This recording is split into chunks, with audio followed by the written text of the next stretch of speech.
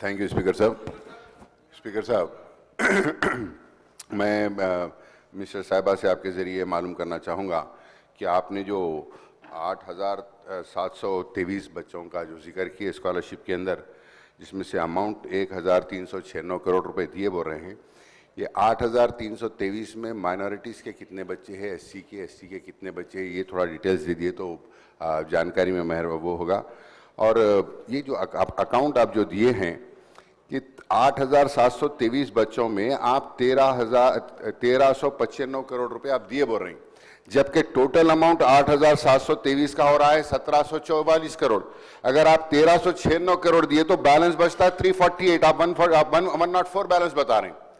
तो ये आंसर भी आपका ये रॉन्ग है मैडम, आप प्लीज ये चेक करिए कि टोटल अमाउंट कितना था। आप जब रिएम्बर्समेंट इतना बता रहे हैं तो उसका बैलेंस 20 लाख रुपए पर स्टूडेंट के हिसाब से 8,723 बच्चों के 1,744 करोड़ होते हैं। उसमें से आप अगर से इतना 1,396 रिएम्बर्स करे हैं तो बैलेंस इज 348, लेकिन आप यहाँ स्टेटमेंट में बता रहे हैं 104। ये आप थोड़ा क्लैरिफिकेशन दीजिए मैडम, और प्लीज ये डिटेल्स इसके अंदर कोसे बच्चे कितने हैं ये भी आप डिटेल फराहम करेंगे तो सहूलत होगी। गौरव मंत्री అధ్యక్ష, మేము అంటే 2024-25కి సంబంధించి ఎంత స్కాలర్షిప్స్ పే చేసిరు అన్నప్పుడు మరి బకాయిలలో 140 కోట్ల 74 లక్షలు చెల్లించడం అని చెప్పడం జరిగింది అధ్యక్ష. అంటే దాంట్లో 104 కోట్లలో ఫస్ట్ అండ్ సెకండ్ ఇన్స్టాల్మెంట్ వాళ్ళు కలిపి ఉన్నారు.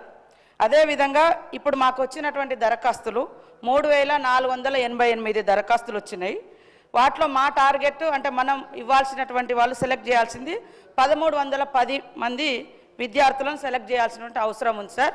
అది తొందరలోనే చేయడం జరుగుతుంది. ఎందుకంటే వివిధ డిపార్ట్మెంట్స్ నుంచి కూడా తీసుకొస్తున్నాం. కొంతమంది డాక్యుమెంట్స్ కానీ ఇతరత్ర మరి సర్టిఫికెట్స్ కానీ అవన్నీ కూడా వెరిఫై చేస్తున్నందున కొద్దిగా డిలే అయింది. కానీ తప్పకుండా ఈ స్కీము మరింత స్ట్రాంగ్గా చేయడం జరుగుతుంది. అదేవిధంగా మరి ఇందాక అన్నట్టుగా 244 కోట్లు వాళ్ళే పెండింగ్ ఇచ్చిపోయారు.